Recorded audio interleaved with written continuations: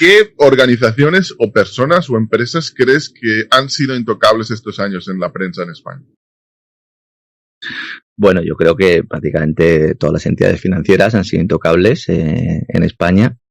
La Casa Real deja de ser intocable cuando se decide, también desde un ámbito político, que interesa, ¿no? Venderle a la gente que hay de alguna manera un estado en el cual pues todos rinden cuentas y puede caer incluso el rey. No olvidemos que el hecho de que se pudiera empezar a informar sobre el rey sin ningún tipo de cortapisa comienza justo después del 15M. Y esto hay que ligarlo en ese contexto porque además en el norte de Europa, y me consta porque tengo bastantes fuentes en el Parlamento Europeo que así me lo decían, había mucha preocupación por el auge de los populismos y entonces había que darle carnaza al pueblo y claro, en este caso el rey era perfecto, ¿no? Porque el rey prácticamente desde que fue elegido por el dictador tiene una historia que es mejor ocultarla, ¿no?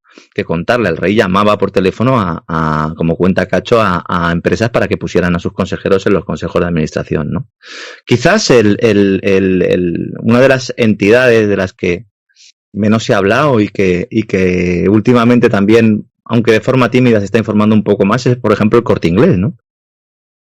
El Corte Inglés es una de las empresas de las cuales prácticamente no se ha podido informar en muchos medios de comunicación precisamente por este impacto publicitario o el impacto que tenía el hecho de que pudieran retirar la publicidad de las cuentas de los medios de comunicación, ¿no? Pero yo incluiría prácticamente a todo el IBEX 35. No hay información de empresas en este país, de verdad. Si tú te fijas, no la hay. No hay. Son todos periodistas que en un momento dado, bueno, pues gracias sobre todo a la llegada de los fondos de inversión, empezaron a sacar algunas noticias para quitar a los actuales directivos para poner otros, que eso también daría para un programa, como los fondos de inversión pagan a compañías de comunicación para filtrar información a los periodistas.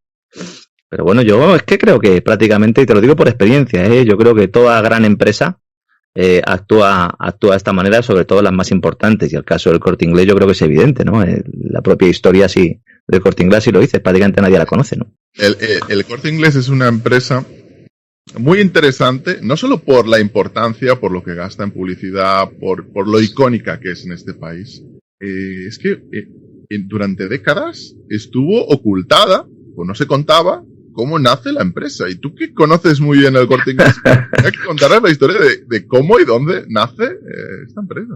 A ver, el caso de la historia del Corte Inglés, cuando el último gran patrón del Corte Inglés, Isidoro Álvarez, que falleció en el verano de 2014, ¿no?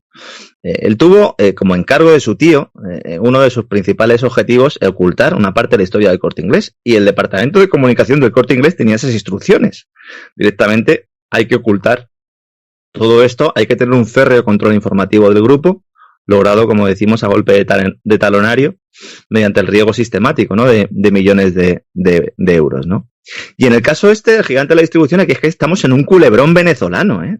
Aquí hay un libro muy bueno de Carlos Díaz Güell que se llama La historia oculta del Corte Inglés, de libros, de 2018, que ya se publica tras la muerte de Isidoro, con lo cual las fechas es importante que las tengamos en cuenta, por eso yo digo que ahora ya se empiezan a saber algunas cosas del Corte Inglés. Esto es una obra de cabecera, todo el que le interese esto puede acudir a esa obra, que además está muy bien documentada. Pero Isidoro llega al mando, o toma el mando en el 89, y entonces había que guardar un secreto, el secreto que Areces ocultó con éxito durante tantos años, y es que el verdadero fundador del Corte Inglés no fue Ramón, sino su tío César Rodríguez, que desde Cuba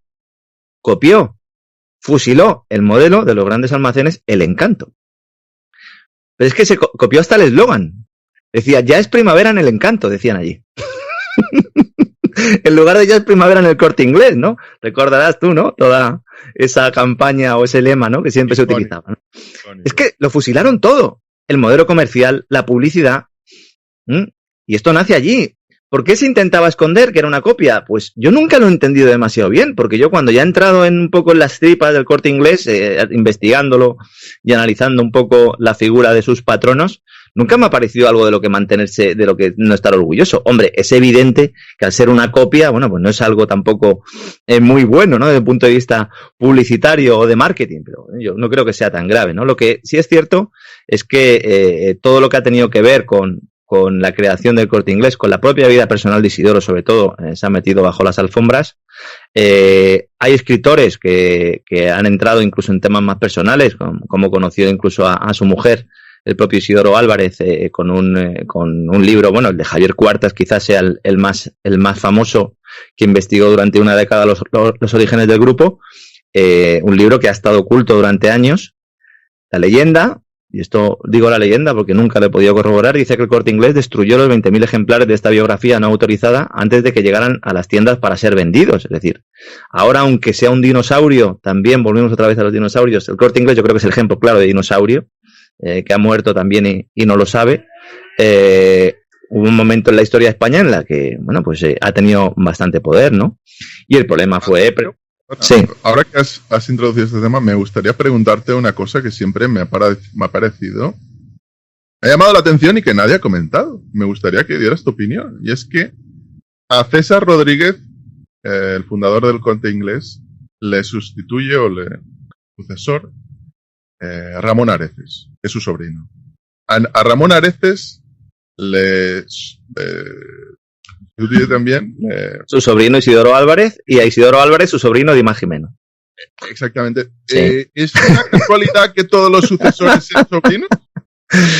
Hombre, en el caso de César no lo sé, pero en el caso de Isidoro es que él no quería dejarle la empresa a sus hijas. Es que básicamente era eso. Y eso también se ha intentado ocultar. Hijas adoptivas también. Adoptivas ya en edad adulta. Sí, es que la historia de Isidoro Álvarez con su mujer, digamos que es bastante complicada, había un sitio que se llama El Riscal, donde se daban paellas y algo más, también además de paellas, y ahí conoce a su mujer que entonces estaba con otro tipo, y que finalmente pues adopta a las hijas, y él nunca se fió de las hijas para llevar la empresa adelante. Esto es algo que tampoco se ha comentado mucho porque obviamente pues es muy políticamente incorrecto, pero Marta Álvarez, que es la que es ahora presidenta, siempre tuvo interés en seguir los pasos de su padre, Cristina no tanto, y de hecho, bueno, acabaron con Dimas Jimeno en una batalla empresarial digna también de Falcon Crest, y que muestran también un poco la idiosincrasia del Corte Inglés, ¿no? El Corte Inglés es una empresa tradicional, española. Yo siempre he dicho que era como una especie de ministerio en la cual, bueno, pues ha sido gobernada por una gerontocracia, y esa gerontocracia pues siempre ha sido profundamente machista, también hay que decirlo, ¿no? Entonces ahí quienes han decidido todo han sido esa gerontocracia. Yo creo que es una de las compañías con una edad media de consejo de administración más elevada. Ahora no tanto, pero sí. Luego hay también componentes como el propio Florencio Lasaga, de la Fundación de los Areces, que ha sido también otro tipo que ha traicionado a todo el que ha considerado que podía amenazar su posición en la empresa. Luego tenemos también al todopoderoso jefe de seguridad, Fernández Cernuda, también con una participación bastante extraña en todo lo que tuvo que ver con el carpetazo al caso del incendio de la Torre Windsor al lado del Centro de Nuevos Ministerios, del Corte Inglés, y que también... Estamos hablando de temas que dan para libro, pero el tema del incendio del Windsor, aparte de los fantasmas que ven algunos en las sombras, yo creo que lo que hay son otras cosas, Hombre, ahí fundamentalmente, vamos a ver, yo lo he contado en alguno de los programas, yo entiendo que como no, a lo mejor compartimos algún oyente, pero no todos. Yo en aquella época trabajaba en una agencia de noticias, en la agencia Servimedia, del Grupo 11, y nuestra sede estaba muy cerca de donde se produce el incendio, ¿no? Entonces se produce el incendio y yo acudo allí, ¿no? Entonces veo allí cómo está ardiendo el edificio, veo una cierta pasividad por parte porque yo no entendía, digo, estamos en medio de la Castellana, pues esto lo apagarán, ¿no? Pues no solo no lo apagaron, sino que al final el edificio ardía hasta los cimientos, ¿no? Y había mucha polémica en aquellos tiempos. Habíamos estado además informando varios periodistas en las últimas semanas porque había un informe, el informe de FG Valores, un informe de auditoría, FG, Francisco González, por entonces presidente de BBVA, que antes de estar en BBVA era presidente de Argentaria y que antes tenía una sociedad de valores y bueno, pues que la vendió ahí con un sobreprecio y bueno, pues había una investigación por parte de la Fiscalía. La auditora Deloitte tenía su sede en la Torre Windsor y la noche anterior del incendio, bueno, pues se sabe o se comunica que en la sede de Deloitte está el informe ese famoso sobre FG Valores, un informe que había reclamado la Fiscalía Anticorrupción. Y entonces arde el edificio. Entonces, los que estábamos allí sabíamos un poco de qué iba la película. Nuestra mayor preocupación era saber si ese documento habían hecho algún tipo de copia de seguridad, o bien electrónica o bien en papel, y se había salvado del incendio, porque claro, la película estaba ahí, ¿no? Y entonces nadie preguntaba sobre eso, y yo insistía mucho al portavoz de Deloitte, que estaba allí a pie de calle, pues respondiendo a los medios de comunicación. Y ya insistí tanto que me dijo el portavoz de Deloitte: pero chaval, ¿no ves que ha ardido todo? ¿Que ha ardido todo? Que ahí no hay ningún informe.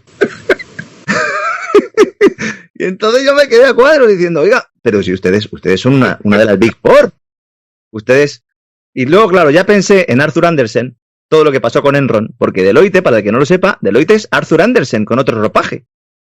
Básicamente lo que hicieron fue cambiarse el nombre. Falta la canción de Circodelia de fondo, porque es increíble. Pero chaval, que no te enteras, ¿no? Como me decían también en el diario Expansión cuando hablaba del ajuste inmobiliario. Pero que los precios de los pisos no bajan, chaval, que no te enteras. Y yo ahí... No había nada. Y ahí me di cuenta. Ahí realmente fui consciente, digo, bueno, pues ya está. Y para mí siempre ha sido un caso claro de incendio provocado para eso, ¿no? Luego, después de eso, las aseguradoras y el propio Corte Inglés llegan ahí a un acuerdo un poco extraño, se da carpetazo a las reclamaciones por ese incendio. Yo animo a todo el mundo a que investigue un poco sobre todo eso. Y vuelve otra vez la cosa a salir a la luz, ahora con el caso Villarejo. Porque hay un informe, el caso Villarejo, en el cual, pues, él dice que más o menos ha participado, ¿no? O que participó en ese incendio por encargo del propio BBVA, ¿no? Que no sabemos si es cierto o no. Nosotros sabemos lo que dice Villarejo, luego no sabemos si es cierto o no. Pero en todo caso lo volvió a poner el caso en la opinión pública, ¿no? O lo volvió a sacar a la luz. Y hay un aspecto que también poco conocido, y es que cuando se investigó un poco los cimientos, se descubrió que había un butrón en la parte del garaje del Windsor, un butrón bastante estrecho, por el que se supone que podría haber entrado gente a buscar ese informe, y que esa gente fuera la que otros vieron, y que se dijo que en principio que podían ser los fantasmas del Windsor, como bien decías, y que al final se hizo una investigación con un peritaje que determinó que eran los efectos de la luz que estaban dando en las ventanas. También un carpetazo muy extraño porque, oiga, es una tesis, pero no puede decir usted que ha demostrado que los fantasmas del Windsor no son fantasmas. Sería el primero que demuestra que un fantasma no es un fantasma, ¿no? Entonces, hubo muchas cosas raras. Yo siempre digo medio en broma, medio en serio, que Villarejo obviamente no cabía por el agujero aquel, porque antes tampoco estaba tan delgado como para haber pasado, ¿no? Pero, hombre, obviamente que hubo ahí algo muy oscuro, en lo cual, pues, lo principal, o el principal objetivo era el informe de FG Valores. Yo nunca tuve ninguna duda, ¿no? Aunque nunca, obviamente, pues he podido probarlo.